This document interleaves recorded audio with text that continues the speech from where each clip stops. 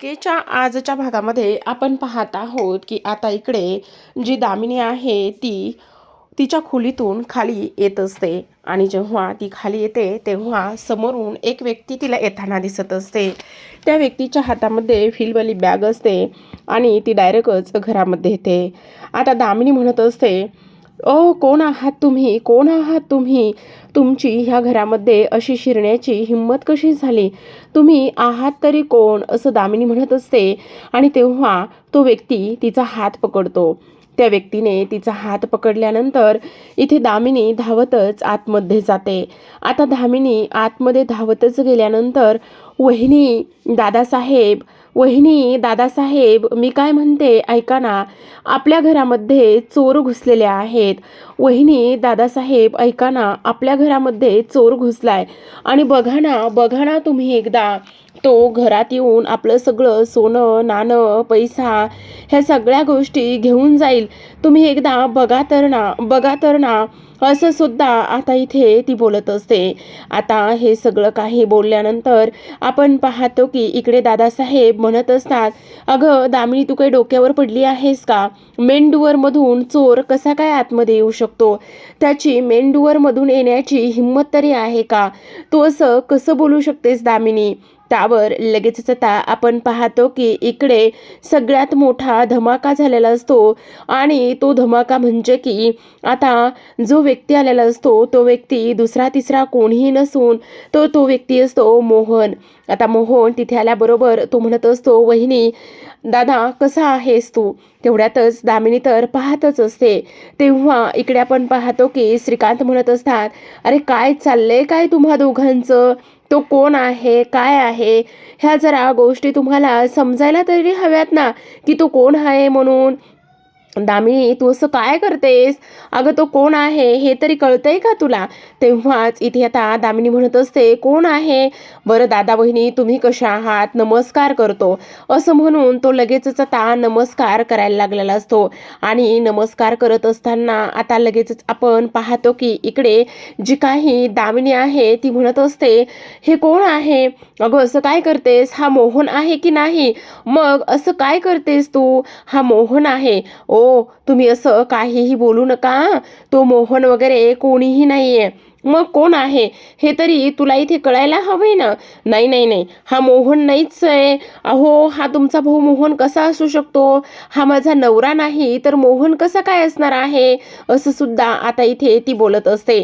तेव्हा लगेच आता इकडे जो काही मोहन आहे तो तिच्यावर ओरडतो आणि म्हणत असतो, अगे डोक्यावर पडलीस की काय, मी तुझा नवरा मोहनच आहे. असं म्हटल्यानंतर आता आपण पाहतो की इकडे ती म्हणत असते, अच्छा अच्छा, नाही नाही, बरोबर आहे, तुम्ही ना मोहनच आहात, असं सुद्धा आता इकडे ती बोलत असते. तर आता दुसऱ्या बाजूला आपण पाहतो की इकडे प्रीतम पुन्हा आलेला असतो. तो म्हणजेच की त्या ठिकाणी क्लबमध्ये येऊन पुन्हा तो त्याच जुगाराच्या नादाला लागलेला असतो. कारण त्याला असं वाटत असतं की आपण 10,000 लावले तर 20,000 भेटतायत. तेव्हा तो त्याच्या मित्राला दिनेशला म्हणत असतो, दिनेश हे बघ, मी तुला सांगितलंय ना, मला एवढे एवढे असे असे पैसे हवे आहेत म्हणून. तेव्हा दिनेश म्हणत असतो, हे बघ, तू मला सगळ्या गोष्टी सांगितल्यास रे, पण एक गोष्ट मात्र तू लक्षात ठेव ना, की हे बघ, काही झालं ना तरीसुद्धा तुझी अमाऊंट ही खूप जास्त मोठी आहे आणि तेवढी मला देणं शक्य नाही आहे. मग मी काय करतो ते तू नीट ऐक. हे बघ, आपण हे खेळ खेळत जाऊया. एकदा का आपण हे खेळ खेळत गेलोत ना, तर आपल्याला सगळं काही व्यवस्थित होईल आणि सगळ्या गोष्टी आपल्याला इथे तुला पाहिजे तेवढे पैसे आपण कमवू शकतो, असं आता इथे तो बोलत असतो. तेव्हा लगेच आता त्याचा मित्र थोडं थोडं करून इथे पैसे लावायला सुरुवात करत असतो. आता थोडं थोडं करून पैसे लावायला सुरुवात केल्यानंतर दिनेश म्हणत असतो, हे बघ, आता कट कर. म्हणजे अरे म्हणजे ह्याच्यातले काही पत्ते तू काढ. असं म्हणूनच आता हळूहळू करून प्रीतमसुद्धा त्याच पद्धतीने खेळायला सुरुवात करत असतो. खरं पाहायला गेलं प्रेक्षकांनो, तर आता इथे मात्र जो काही प्रीतम आहे, प्रीतमची हाव आणि त्याचबरोबर इथे पैसे कमवण्याची इच्छा खूपच जास्त वाढलेली असते. आता आपण पाहतो इकडे दुसऱ्या बाजूला प्रीतमने पैसे लावल्यानंतर आता तो पुन्हा एकदा जिंकलेला असतो. जवळपास त्यांच्याकडे 1 ते 1.5 लाख रुपये एवढी अमाऊंट झालेली असते आणि जवळपास त्यांच्याकडे 1 ते 1.5 लाख रुपये एवढी अमाऊंट झाल्यानंतर आता आपण पाहतो की इकडे दिनेश म्हणत असतो, प्रीतम तुला एक गोष्ट सांगू का, जर आपल्याकडे आणखी पैसे असते ना तर आपण आणखी पैसे लावले असते आणि आणखीनच पैसे जिंकलो असतो, आपल्याकडे भरपूर असे पैसे आले असते, असं इकडे तो बोलत असतो. तेवढ्यातच आता इथे प्रीतम म्हणत असतो, अरे माझ्याकडे आहेत ना आणखी पैसे. हो खरंच आहेत, हे बघ ना मी 50,000 रुपये घेऊन आलेलो आहे. हे सगळं काही पाहिल्यानंतर ऐकल्यानंतर आता मात्र जो काही प्रीतम आहे त्याने 50,000 रुपये काढून दिनेशच्या हातावर ठेवलेले असते आणि 50,000 रुपये काढून दिनेशच्या हातावर ठेवल्यानंतर इथे आता लगेचच त्याचा मित्र खूप आनंदात असतो आणि त्यानंतर पुन्हा ते पैसे जिंकतात. आता 2 लाख रुपये जवळपास पैसे झालेले असतात आणि त्यामुळे प्रीतम म्हणत असतो, आता आपण पुन्हा हे 2 लाख रुपये लावून टाकूया. पण आता दिनेश म्हणत असतो, नाही अजिबात असं करायचं नाही, कारण बिझनेस करायचं आणि ह्या सगळ्या गोष्टी खेळायची सवय पाहिजे. आत्ता एवढी हाव बरी नाहीये. तुला मी एक गोष्ट सांगतो, हे बघ आत्ता आपण एवढ्यावरच थांबूयात. काही झालं तरी आपण उद्या राहिलेले पैसे आणि राहिलेल्या त्या सगळ्या गोष्टी इथे लावून टाकूयात, मग खऱ्या अर्थाने होईल. पण प्रीतमचा मात्र हिरमूड झालेला असतो. तो म्हणत असतो, नाही नाही मला तर आत्ताच हे सगळं काही करायचं होतं. तेवढ्यातच तो म्हणत असतो, नाही बाळा हे आत्ता करणं पॉसिबल नाही आहे. आपण हवं तर उद्या त्या सगळ्या काही गोष्टी इथे करूयात. तर आता आपण दुसऱ्या बाजूला वळूयात. दुसऱ्या बाजूला आपण पाहतो की प्रीतम घरी गेलेला असतो आणि घरी जाऊन सोफ्यावरती बसलेला असतो. आता घरी जाऊन सोफ्यावरती बसल्यानंतर तेवढ्यातच मोहन वरून आलेला असतो आणि मोहन वरून आल्यानंतर लगेचच आता तो इथे प्रीतमला पाहतो. आता प्रीतमला पाहिल्यानंतर तो म्हणत असतो, अरे प्रीतम तू आलास, अरे वा वा वा. तेव्हा प्रीतमला आनंद झालेला असतो. तो म्हणत असतो, अरे मोहन काका तू कधी आलास आणि खरंच तुला ना भेटून खूप छान वाटलं. तेवढ्यातच तो म्हणत असतो, हो मला सुद्धा तुला भेटून ना खूप छान वाटलं. किती दिवस झालं मी माझ्या दोन्ही पुतण्यांना खूप जास्त मिस करत होतो, माझे प्रीतम आणि त्याचबरोबर माझा आदित्य. हो कारण तू आदित्यला खूपच जास्त मिस करत असणार हे माहिती आहे मला. नाही रे बाळा तसं अजिबातच नाही, मी फक्त त्यालाच मिस करत नव्हतो तर तुला सुद्धा मिस करत होतो. हो हो राहू दे राहू दे, पण नाही रे आता बघ ना मी इथे आलेलो आहे तर मला इथे आल्यानंतर असं समजलं की आदित्य आता चेन्नईला गेलेला आहे कामानिमित्त. हो त्याची सुद्धा तुला लवकरच भेट होईल, तो सुद्धा लवकरच येईल, तू अजिबात काळजी करू नकोस, असं इकडे आता तो बोलून दाखवत असतो. तेव्हा आपण पाहतो की इकडे प्रीतम आणि मोहनच्या छान अशा गप्पा सुरू असतात. काय रे मग तिकडे तुला वेळच भेटत नसेल. हो मी तुला अगदी बरोबर सांगतोय, तिकडे ना अजिबात वेळ भेटत नाहीये. काम आणि ह्या सगळ्या गोष्टीमुळे मी खूपच जास्त थकलेला होतो. आणि आणखी एक गोष्ट सांगू का तुला, सगळ्यात महत्त्वाची म्हणजे मी आपल्या घराला आणि ह्या सगळ्या गोष्टीला खूपच जास्त मिस करत होतो. आता मी इथे घरी आलेलो आहे ना त्यामुळे मात्र मला खूप जास्त आनंद होतोय. तेव्हाच तो म्हणत असतो, पण तू नको काळजी करू, सगळं व्यवस्थित होईल. आणि तू एवढं सगळं काही बिझनेसमध्ये लक्ष देतोयस आणि बिझनेस बघतोयस ते पाहून तुझं कौतुक वाटलं बघ मला, असं सुद्धा आता इथे तो बोलत असतो. त्याचबरोबर आपण पाहतो की इकडे आता जो मोहन आहे तो त्याच्या खोलीमध्ये असतो. तेवढ्यातच दामिनी तिथे येते आणि ती म्हणत असते, तुम्ही आत्ताच्या आत्ता उठून उभे राहा. तेव्हा तो म्हणत असतो, का काय झालेलं दामिनी, मला तू अशी उठून उभा राहायला का बरं सांगतेस.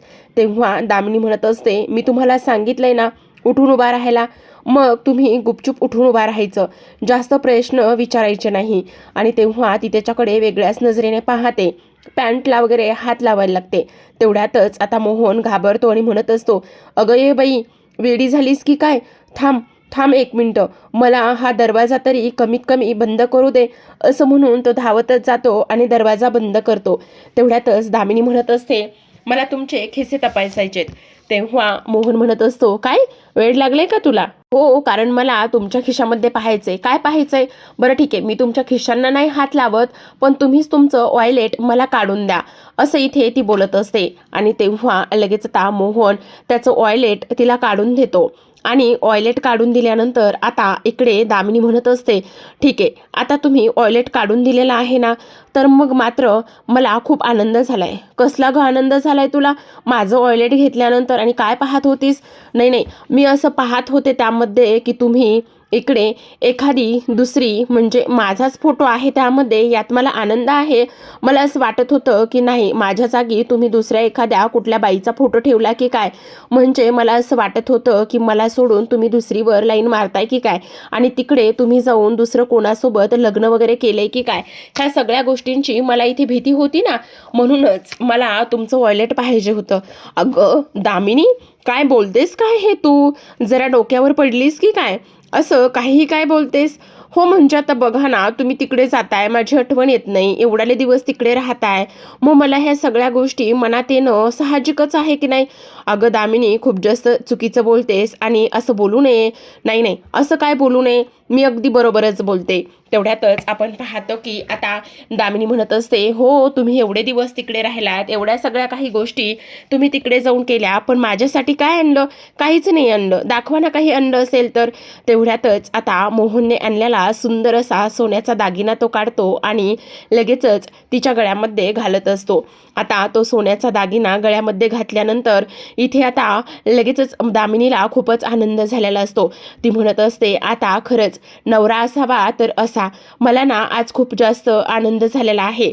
आज तुम्ही मला एवढा सुंदर असा दागिना गिफ्ट दिलाय ना, त्यामुळे खरंच मला खूप आनंद झालाय, असं सुद्धा इथे ती बोलत असते.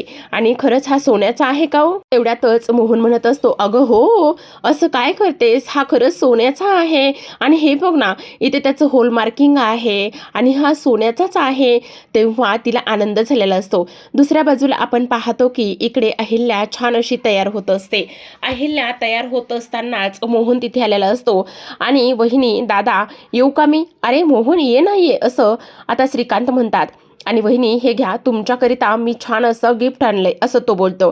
तेवढ्यातच अहिल्या म्हणते, काय गिफ्ट आणलंय बघू? अरे सोन्याच्या बांगड्या आणल्यात. मोहन कशासाठी मला उगाचच गिफ्ट आणलंय? असं काय करताय वहिनी? तुमच्यासाठी गिफ्ट नाही आणायचं म्हणजे?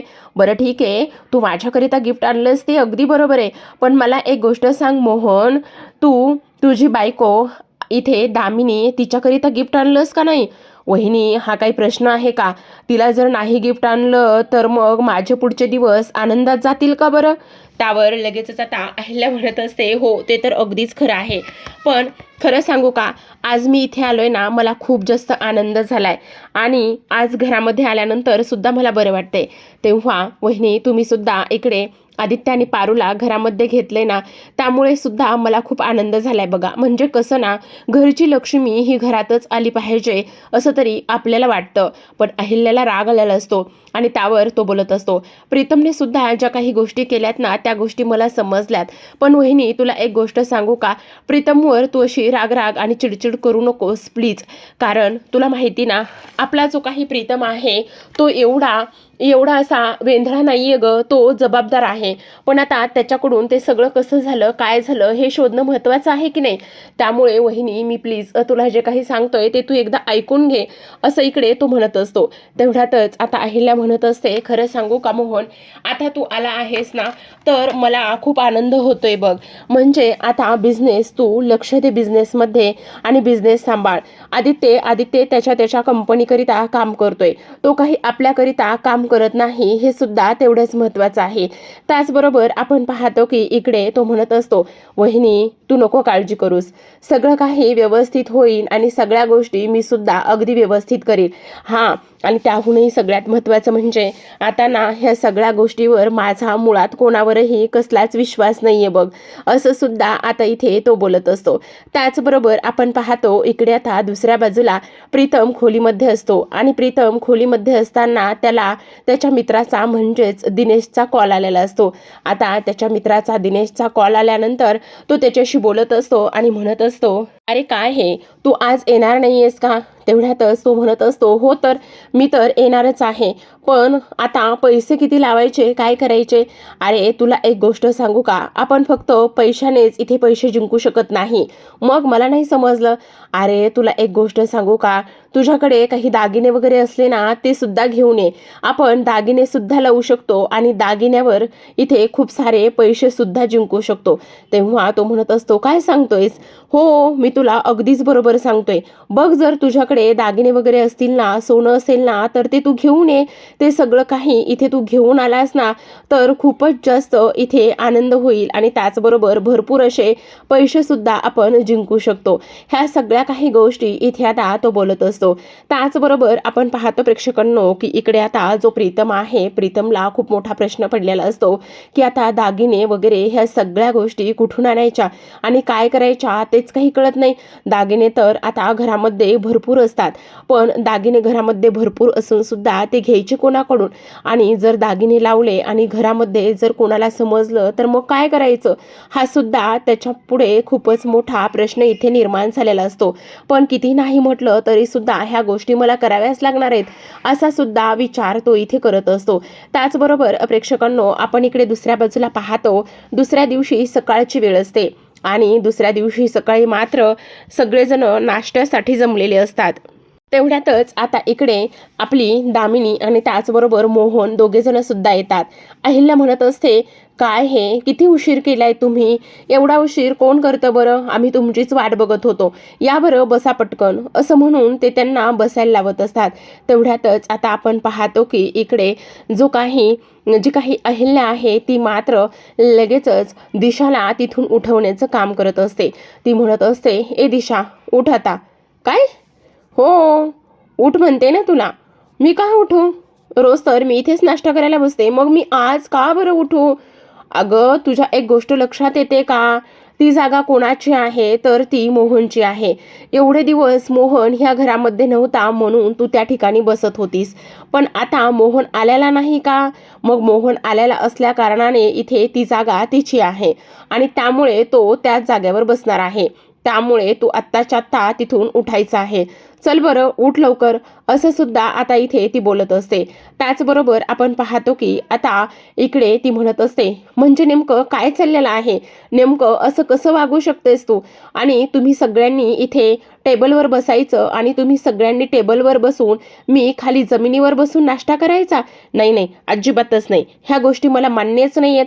त्यापेक्षा मी इथे न थांबलेलंच बरं.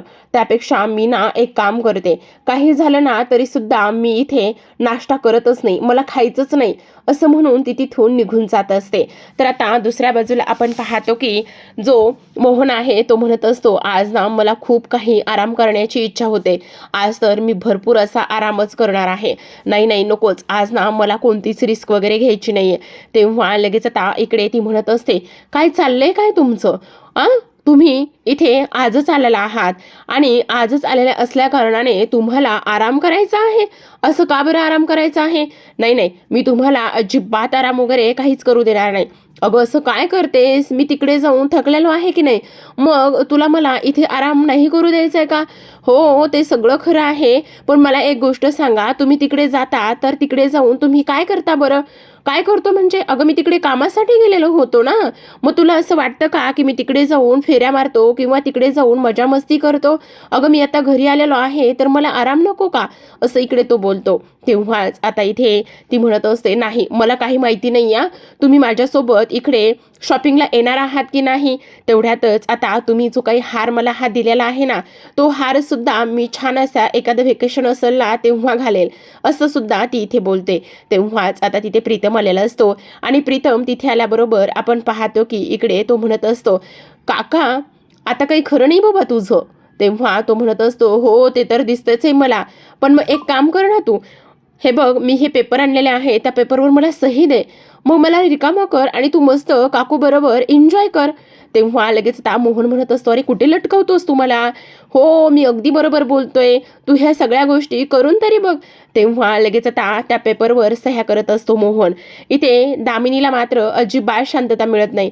ती लगेचच ते पेपर मोहनच्या हातून काढून घेते आणि जो प्रीतम आहे त्याला देते. अगं मला वाचू तरी दे. काय वाचायचंय? घरचेच कंपनीचे पेपर असतील, मग त्याला काय वाचत बसायचंय? चला आता निघा तुम्ही, असं म्हणून लगेचच आता इकडे प्रीतम निघून जातो आणि प्रीतम जाता जाता म्हणत असतो, काका बेस्ट ऑफ लक बरं का, जाता मस्त एन्जॉय कर, तुला काळजी करण्याची वगैरे अजिबात गरज नाही, असं म्हणूनच आता प्रीतम तिथून निघून गेलेला असतो.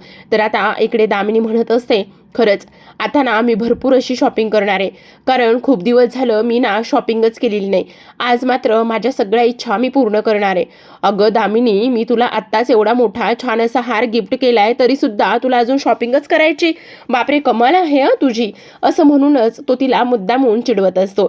तर प्रेक्षकांनो, आजच्या भागामध्ये एवढंच. उद्याचा भाग पाहायचा असेल तर नक्की चॅनलला सबस्क्राईब करा.